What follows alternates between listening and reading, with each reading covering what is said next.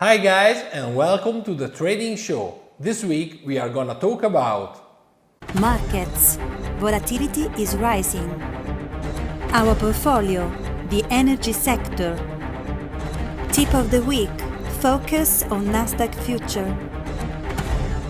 And the weekly rollovers. And if you are interested in systematic trading, then subscribe to our channel.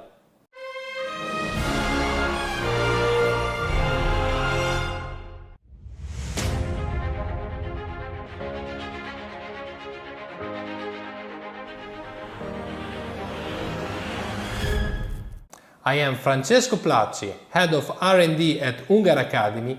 Let's start from the market overview to see together what happened during the week. Okay, let's start with the equity indices. We can see that they are trying a sort of recovery. Here we can see the Nasdaq future, and here we can see also the ES. But it's today's news that Trump has been positive at coronavirus, and there has been a sort of fall of the markets and then a recovery. For what regards commodities, we can see that energy products has negative returns both from a weekly basis and from a monthly basis. For what regards metal, we can see positive returns during the last week. I would say the same also for what regards cereal markets, both on weekly basis, monthly basis and 3-month. What I want to point out in general is a diffused increase of the volatility. We can see here, for example, on the mini Nasdaq and here on the mini SP 500. But also going onto the energy market, we can see some values of the volatility absolutely high in general. Here we can see, for example, the crude oil, and here the natural gas. And it's easy to see that the percentage value of the volatility are extremely high in the short term, and the market seems to express, it's going to express higher volatility in the near future.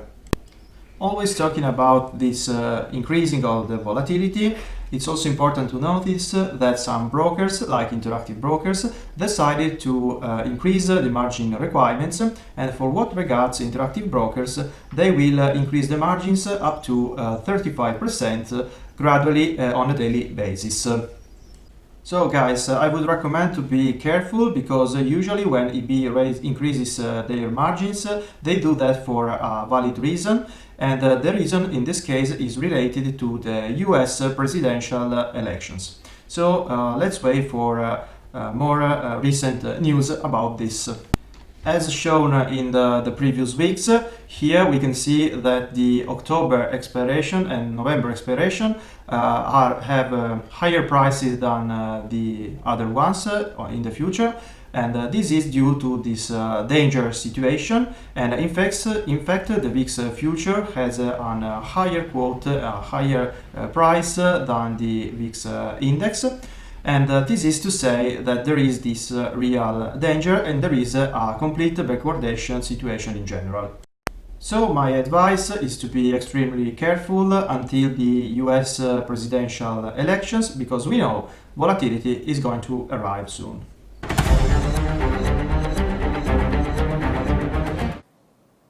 After seeing some key statistics on financial markets, and given the fact that automated traders also use this data to build their trading strategies, as usual, we will now take a look at our portfolio of trading strategies to see how systems have reacted to current market conditions. Hello everyone from Alessandro Danos, and welcome to this new appointment with the analysis of our portfolio. Today I want to show you a system on the Nasdaq future. It is a strategy, a trend following strategy developed on a 30 minutes time frame. It's as said, a trend following strategy, so it enters on the highs or lows for the short side of the day before. And we can see that in the last week the strategy took 3 profit targets, 2 with the long and 1 with the short also. And we can see by consulting the average trades sheet that the average trade value is really enormous, $600. Also the equity line is smoothed and I must say very clean. The drawdowns here and here are quite small. And also if we take a look at the monthly period analysis, we can see that this system managed to reach very good profits. I want to tell you that these profits are, and losses of course, are already with commissions and slippage considered. So in this case we have put a rule of 2 ticks for each contract. So it's like $10 and $10, so it's around $20-25 costs. We can see that May registered a loss of around $1,000. Then on June, a profit of $2,200. In July, $6,800. August very good with $10,000, and September $7,600. Okay, we can go on with the next system. There is a system on the crude oil futures. It's a bias strategy, and I've already showed this system and in the last weeks, and is still performing well. You can see here these very good shorts yesterday from 40 to $38. It's a 5% profit. Also looking at the equity curve, we can see that of course there are some drawdowns like this one. We can see here a little bit of mess, some stop losses, but then the strategy, and we can see it from the report, managed to recover from the losses. Also, if we see, if we take a look at the monthly period analysis, we can see a very bad May with a loss of 3,500. In June, a recover of 3,900. July and August, we can say break-even months. And again in September and also in October, 2 profits for 2,800 and 1,700. Okay, now we can take a look also at the Titan, where we have set a starting capital of $50,000 with a daily risk of 2% and a max drawdown of the strategy of 10%. The starting date is 1st January 2020 and the ending date is October the 2nd. That is today, Friday. And here we are analyzing just the strategies of the energy sector. We can see that the profit with the Titan's filter were very good, $17,000 with slipped and commissioned. Also here we have set a rule of commissions and for the slippage. And we can see that the maximum historical drawdown was 6,500. If we also take a look at the equity curve, we can see that in 2020 the strategy performed really well until let's say July, where we see a smooth equity curve, always rising. And in the last 2 months, August and September, we can see that the strategy is facing a drawdown. If we also take a look at the months, we can see that the strategy in February gained 1,200, then in March another gain of around $1,000, then in April a great month with a gain of 9,300. flat on May, then another good month in June of around 89 hundredths, then in July another profit of 12 hundredths, and then in August and September 2 losses of 38 hundredths and $1,000.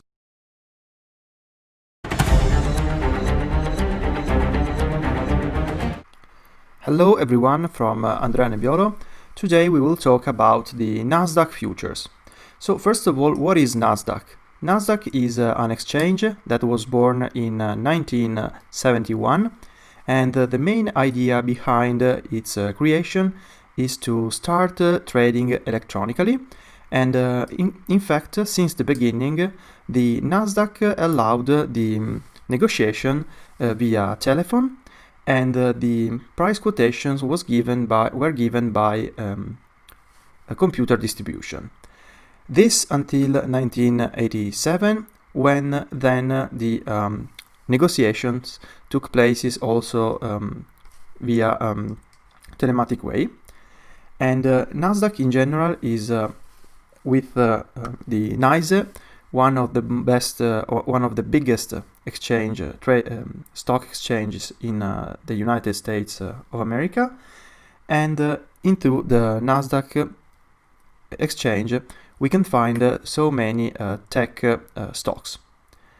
And on the Nasdaq exchange has been created over the time different indices, and the most famous is the Nasdaq 100 index, and on the Nasdaq 100 index have been created different futures, and the most famous of them is of course the E-mini Nasdaq 100 futures listed on the CME exchange.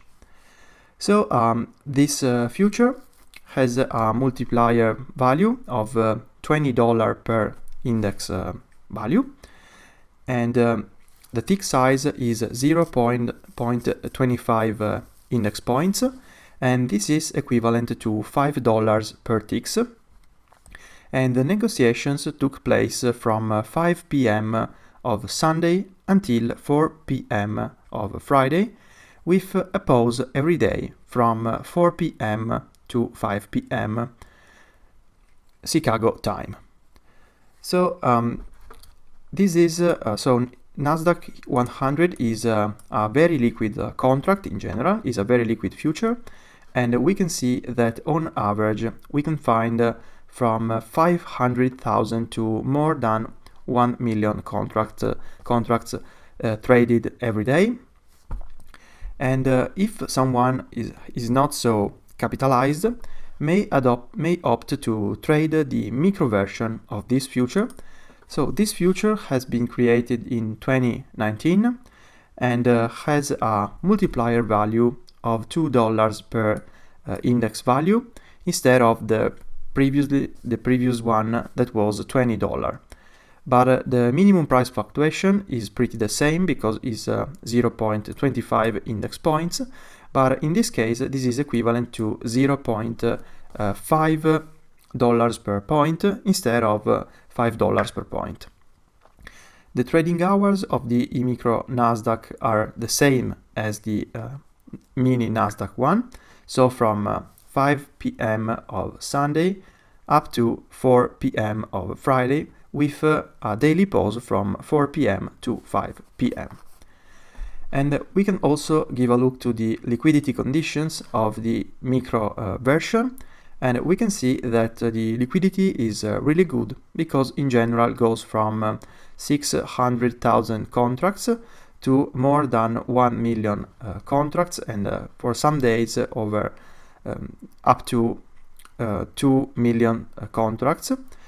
So this is a very good daily average volume, and this may ensure that every day the trader will be able to find very good liquidity conditions for the whole trading session. Nasdaq in general is so both mini Nasdaq and micro Nasdaq in general are very nice products because they combine both liquidity and volatility, and usually both trading trend following strategies and moreover mean reverting strategies, work really fine. So they are very good products for systematic traders because they allow to create very good strategies with really high average trades in general. And for liquidity conditions, both the mini and the micro are good for creating automatic strategies.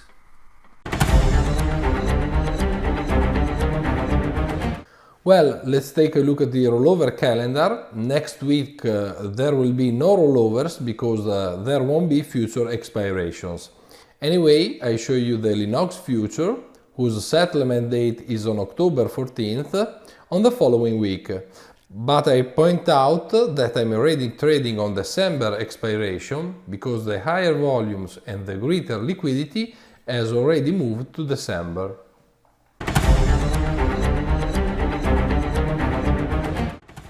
Well guys, so if you want to learn how to build trading systems like Andrea Unger, the only 4-time trading world champion with real money, go ahead and click on the link below.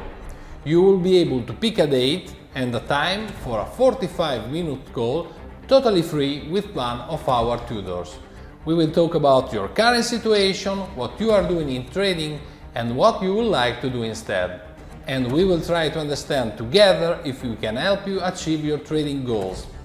Finally, if you like this video, press like and then subscribe to our channel.